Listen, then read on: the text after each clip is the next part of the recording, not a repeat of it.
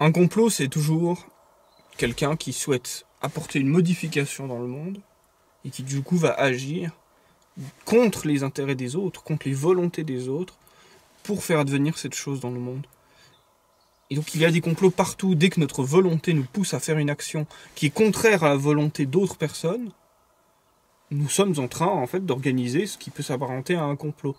Alors de prime abord, pour les petites gens, on n'appelle pas ça un complot, mais c'est d'exactement la même nature. C'est-à-dire que ce que font les petites gens quand ils organisent en secret une action dans leur intérêt contre l'intérêt des autres, c'est exactement ce qui se passe quand une même personne est importante, et donc a un pouvoir beaucoup plus grand de modifier le monde, et produit des changements dans son intérêt, ou dans un intérêt qui, voilà, dans des intérêts qui le concernent, contre les intérêts des autres. Et donc, puisqu'il y a une multitude d'acteurs avec des multitudes d'intérêts différents, on est obligé de concevoir le complot, non pas comme une vérité qu'on nous aurait cachée et un mensonge qu'on nous aurait fait, mais comme une multitude de volontés qui s'incarnent par des manipulations du langage, par des pouvoirs autoritaires, par des assassinats, par des mariages forcés, par des mariages arrangés, par tout un tas d'actions qui produisent des effets dans le monde. Et toutes ces actions, il y a plein d'acteurs, plein de courants, plein d'acteurs avec leur volonté, qui produisent des actions pour aller dans le sens de leur volonté. Et donc le monde est comme ça un flux de volonté dans tous les sens.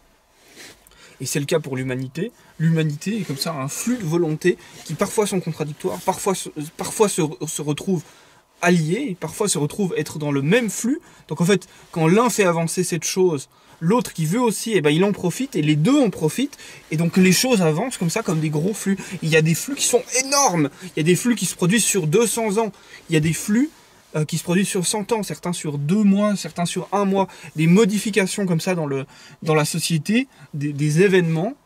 Il y en a des gigantesques, par exemple, la modification de la vision du bien, du mal, du vrai, du faux, ça se produit sur 500 ans.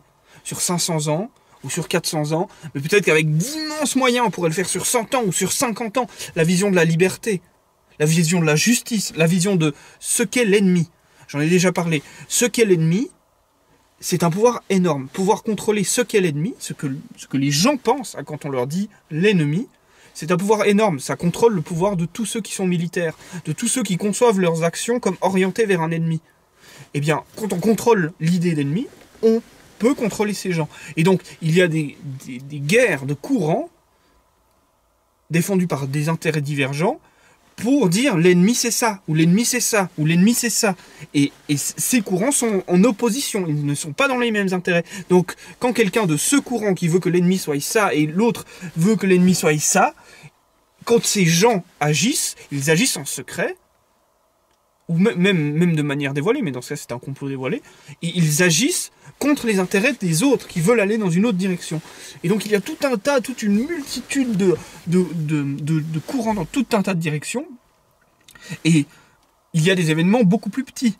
Par exemple le marketing. Le marketing, c'est vous avez votre volonté dans le monde, elle est une volonté, et le marketing va faire en sorte de venir plier votre volonté pour procéder à l'acte d'achat.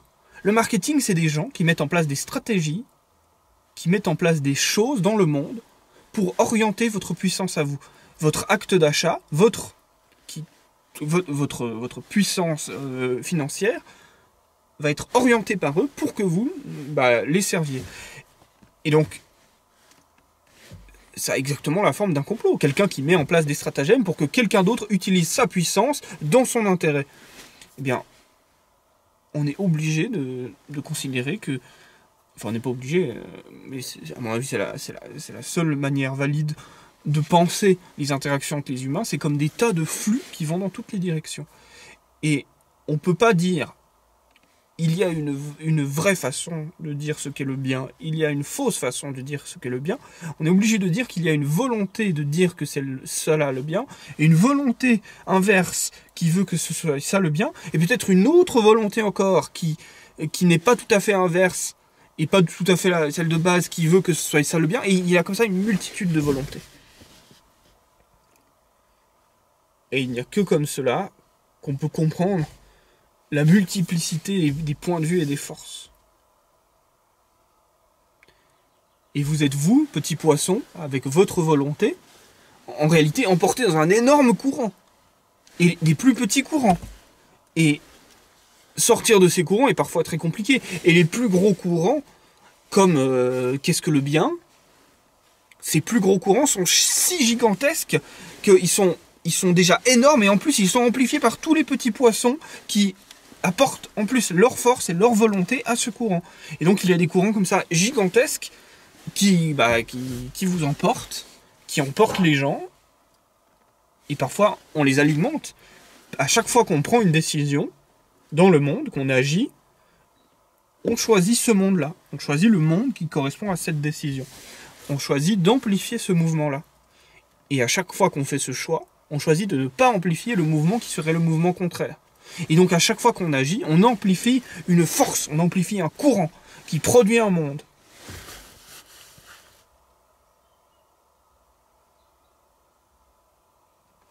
Voilà, voilà les petits poissons. Au revoir.